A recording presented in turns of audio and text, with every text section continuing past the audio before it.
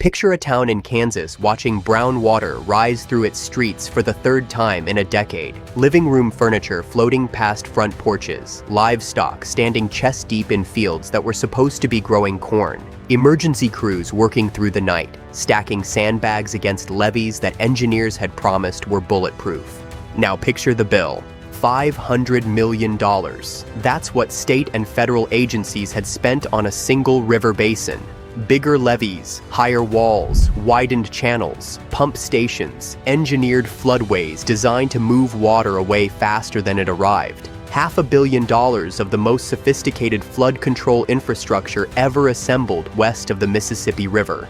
The first major storm after the system was completed breached 4 of the new levees. But before this story ends the way you expect, you need to know about a rancher in eastern Colorado, 6 beaver families, and a number so strange that the hydrologist who calculated it checked his instruments 3 times before he believed it.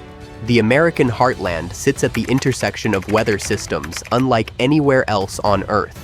Cold air sweeps down from Canada. Warm, wet air pushes north from the Gulf of Mexico. When they collide over the Great Plains, they don't negotiate, they fight. The Missouri River Basin drains 1/6 of the entire continental United States, an area the size of Western Europe, all funneled into a single river system. When spring snowmelt combines with heavy rain, the river swells. Levees that took decades to build can overtop in hours. The floods of 1993 submerged 20 million acres. 75 towns went underwater. The Mississippi and Missouri rivers breached or overtopped 1,000 levees. The damage, $15 billion. Adjusted for today, more than $32 billion. In 2011, they came again. The Missouri River ran at levels not seen in 60 years. Farmland across Nebraska, Iowa, Missouri, South Dakota, North Dakota, and Kansas disappeared. Property damage, $2.8 billion. Entire communities were permanently relocated.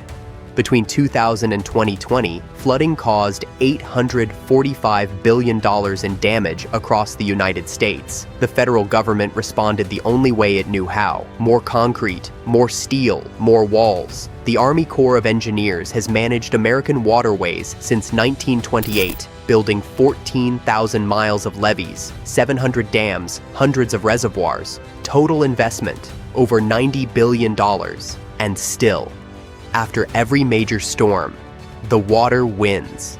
Here is a number that almost no one knows. Before European settlers arrived, somewhere between 60 and 400 million beavers lived across North America. Not dozens, not thousands, hundreds of millions. You could have walked from the Atlantic coast to the Rocky Mountains and never been out of earshot of a beaver pond. Wetlands covered regions the size of states. Rivers didn't surge straight to the ocean in 3 days. They spread sideways across floodplains, slowing and pooling, sinking into the ground and releasing slowly for months. Each beaver family maintains ponds holding tens of thousands of gallons of water. Multiply that across hundreds of millions of animals, and the American landscape was, essentially, a continental flood control system, built over thousands of years, maintained continuously, free. Then the fur traders arrived. Beaver pelts sold for fortunes in Europe. The top hat fashion of the 18th century ran on beaver felt. Trappers spread across the continent. By 1840, beaver populations had collapsed. By 1900, fewer than 100,000 remained where 400 million had lived. When the beavers vanished, their ponds drained, wetlands dried up. Rivers that had been held back for millennia suddenly had nothing slowing them down. They carved straight channels into their banks. Every storm sent water racing across a landscape that had never been designed to move it that fast. The flooding didn't start in 1993. It started in 1850. Americans just never connected the two. In 2019, the Colorado Water Conservation Board was looking for answers. The Blue River watershed in Summit County had been hit by repeated flooding. Stream banks were eroding. Sediment was clogging municipal water intakes. Brown trout populations were collapsing, and the water temperature during summer was the reason why. The standard proposals arrived quickly. A series of concrete grade control structures, $2.4 million. A channelization project with rock armor, $1.8 million. A detention basin with engineered outflow, $3.1 million. A wildlife biologist named Emily Fairfax had been studying something different. For years, she had been analyzing satellite imagery across the American West, tracking what happened to landscapes during droughts and wildfires, and she kept seeing the same thing: green corridors threading through burned and parched land, pockets of moisture that survived whatever the climate threw at them. She mapped everyone. Every single green corridor lined up with a beaver watershed. Fairfax proposed relocating 12 beaver families from urban areas, animals that were flooding golf courses in Denver and clogging storm drains in Fort Collins, animals the cities were planning to trap and kill, and releasing them into the Blue River watershed. The project cost $36,000. Skeptics were vocal. The watershed was too degraded. The animals would fail to establish and move on. Without mature trees, they couldn't build proper dams. The idea was well-meaning, but naive. The beavers hadn't read any of that. Within 3 weeks, the first dam appeared, barely 18 inches high, woven from willow shoots and packed with mud. Engineers who drove out to assess it were unimpressed. By summer, that dam was 4 feet tall and holding a pond stretching 40 meters upstream. By winter, there were 6 dams. By the following spring, 14. Then the sensors started recording numbers that looked like instrument error. Soil moisture at the monitoring sites had increased by 35%. Groundwater wells that had run dry 2 summers earlier were recharging. Springs that local ranchers hadn't seen since the 1980s were gurgling back to life. In August, when the rest of Colorado was baking under drought conditions and streams across the state were running at record lows, the Blue River watershed was green. Then came the first real test. In September 2020, an atmospheric river system dropped 6 inches of rain on Summit County in 36 hours. On rivers without beavers across the region, flow gauges spiked within hours. Downstream communities flooded. The water moved fast, furious, and expensive. Above the Blue River Beaver Complex, the surge hit the ponds at 9:47 p.m. The sensors recorded it. Then, they recorded something the research team spent weeks trying to explain. The flood peak arriving downstream was 29% lower than every model had predicted. The same storm, the same watershed, a flood peak nearly a third smaller than it should have been. The beaver ponds hadn't just slowed the water, they had absorbed it, forced it sideways into the soil, and then released it slowly and steadily over days instead of hours. They had functioned as natural detention basins, without a construction contract, without a maintenance crew, without a single structural integrity inspection. And they had outperformed the $2.4 million concrete alternative that had been on the table. Emily Fairfax published her findings in 2021. The results from her satellite analysis of 14 sites across 5 western states landed in the flood control engineering community like a slow, quiet explosion. Beaver-dammed watersheds showed 33% greater vegetation during droughts. During wildfire season, beaver territories burned at 75% lower rates than the surrounding landscape. Streams running through active beaver complexes held measurable flow during drought conditions when adjacent waterways ran completely dry. But the flood numbers were the ones that no one could dismiss. Across 34 major storm events in the study period, watersheds with active beaver complexes showed peak flow reductions averaging between 20 and 54% compared to comparable watersheds without beavers. The Army Corps of Engineers builds $500 million flood control systems targeting peak flow reductions of 15 to 20%. Beaver families, relocated for $2,000 to $3,000 each, were achieving double those reductions. In some cases, triple. The lead hydrologist at the Colorado Water Conservation Board had spent 30 years designing flood control infrastructure. He looked at the Blue River data, then looked at the cost comparison. Then he reportedly said nothing for a very long time. 6 months after Fairfax's paper, a team from the University of Nevada published something that changed the stakes of the entire conversation. During a severe drought in the Great Basin, Streams running through beaver complexes were maintaining water flows that should, by every existing model, have been impossible. The team installed temperature sensors throughout multiple beaver watersheds and began tracking where the water was actually going. What they found was strange. The weight of water pooling behind beaver dams was forcing warm surface water downward through the gravel stream bed into the shallow aquifer beneath. Underground, the water moved through gravel layers and exchanged heat with the surrounding rock. It cooled. Then it seeped back up into the stream hundreds of meters downstream, emerging as cold springs.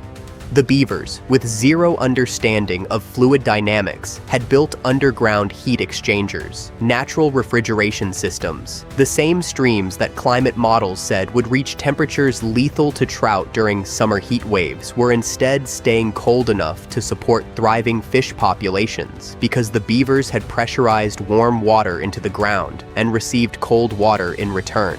A rancher who had complained about beavers flooding his lower pasture in 2019 called the wildlife biologist to apologize in 2022. His wells were running. His upper pastures, which he had been paying $8,000 a year to irrigate, were staying green on their own. He calculated he was saving over $12,000 annually, just from groundwater recharge, just from the beaver complex on the creek that crossed his property. He asked if they could add more beavers. In August 2021, the Caldor fire tore through the Sierra Nevada. Over 200,000 acres burned. It was the kind of fire that concrete levees and steel floodgates offer exactly zero protection against.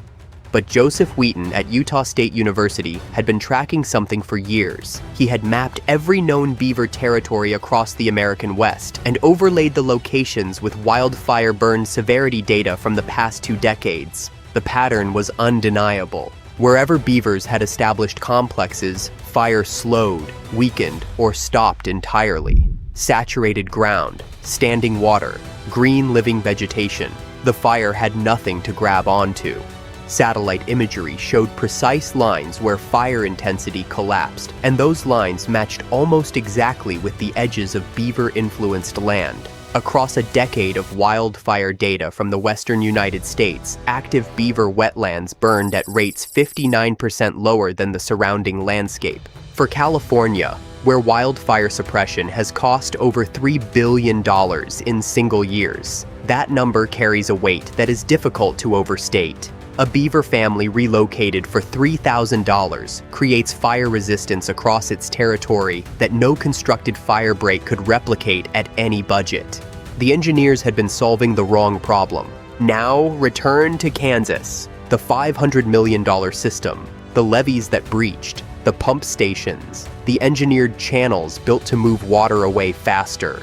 In the same year that fourth levee failed, a state wildlife biologist visited a ranching family 40 miles upstream on the same watershed. 6 beaver families, problem animals trapped in cities, were released onto their land. Cost, $18,000. 3 years later, the creek that used to surge bank to bank after every storm now spread into a network of ponds and marshy channels. The water slowed. It sank into the ground. The flood peak reaching downstream communities dropped by 22%. Not 22% alone, 22% stacking on top of every other beaver complex across the watershed. Water stored here, slowed there, absorbed into the ground everywhere beavers had been working. Hydrologists modeling the watershed in 2023 ran the full analysis. If 30% of the suitable beaver habitat across the Missouri River Basin, just the habitat beavers historically occupied and could reasonably recolonize, were restored with active beaver populations, peak flood flows during major storm events could be reduced by an estimated 18 to 32% across the entire basin. The 1993 flood that caused $15 billion in damage. A 20% reduction in peak flow would have kept thousands of those 1,000 breached levees intact. The $500 million system designed to achieve comparable reductions is already failing. The 6 beaver families cost $18,000. They are still working. No maintenance contract, no structural inspection schedule, no budget request. They just keep building. The model is now spreading across the country. In Wyoming, the Bridger-Teton National Forest has an active beaver relocation program, moving problem animals from towns into degraded mountain watersheds. By 2023, over 300 beavers had been relocated to 47 sites, 68% successfully established territories. In California, the first ever California Beaver Summit brought together ranchers, engineers, tribal nations, and wildlife biologists in 2021 to coordinate restoration at scale. The state that had spent $1.1 billion repairing a single dam spillway failure was now looking at a different approach. In Nevada, the Bureau of Land Management began installing the same low-tech wooden dam structures used at Oregon's Bridge Creek, costing $5,000 to $15,000 per site, specifically to give struggling beaver colonies a foundation strong enough to survive one spring flood. The beavers were already there, already trying. They just needed one structure that lasted one season longer than anything they could build themselves. Within 2 years, they had taken over completely. Indigenous communities across the Southwest have been central to this conversation. For many tribes, beavers are not a restoration tool, they are relations. Species that shaped water, land, and food supply for thousands of years. Their knowledge of where ponds once sat, where wetlands spread, where the water used to go, is proving invaluable for targeting exactly where beavers are needed most. In 2024, the federal government allocated $65 million through the bipartisan infrastructure law, specifically for beaver-based watershed restoration. The first federal funding stream built explicitly around the idea of letting a 30-kilogram rodent do the heavy engineering. Here is what makes this genuinely difficult to comprehend. Americans built the most sophisticated flood control infrastructure in human history. The investment runs into hundreds of billions of dollars, and every major flood still catches us off guard. We treated water as an enemy to be defeated, a force to be redirected, a problem to be solved with sufficient concrete. We straightened rivers, we built walls, we installed pumps, and for decades, those walls held, mostly because we had also inherited the moisture-absorbing capacity of a landscape still partially shaped by thousands of years of beaver engineering. We had been spending down that inheritance without realizing it existed. Now the account is empty, the wetlands are gone, the aquifers are dropping, the floodplains have houses on them, and every storm is a test of whether concrete can substitute for what a living system used to do for free. The beavers prove it cannot. Not because the engineers were incompetent. The engineers were brilliant, but the problem was never structural. The problem was that we removed the most effective hydrological engineers the American landscape had ever produced, replaced them with concrete, and then acted surprised when the concrete couldn't do the job. A river doesn't need to be controlled. It needs to be slowed, spread, and stored. Beavers have been doing exactly that for 10 million years. They are better at it than we are. They cost less. They work harder. They don't retire. They don't submit maintenance budgets. They build in exactly the places the water needs to go, because those places are where the water already wants to go. We spent $500 million fighting the floods. The beavers, for $18,000, started winning. Now imagine restoring beavers across just 15% of their historical range across the continental United States. Not all of it, 15%. The additional water stored in the landscape would be measured in billions of gallons. Flood peaks reduced, aquifers recharged, wildfires starved of the dry fuel they need to spread. That work is already underway. In Colorado and Wyoming, California and Nevada, across dozens of watersheds, quietly, at night, in cold water, by animals that have been waiting 200 years for someone to move out of their way. They don't need a bigger budget. They don't need better technology. They don't need a commission to study the feasibility. They just need to be brought back and given the chance to do what they have always done.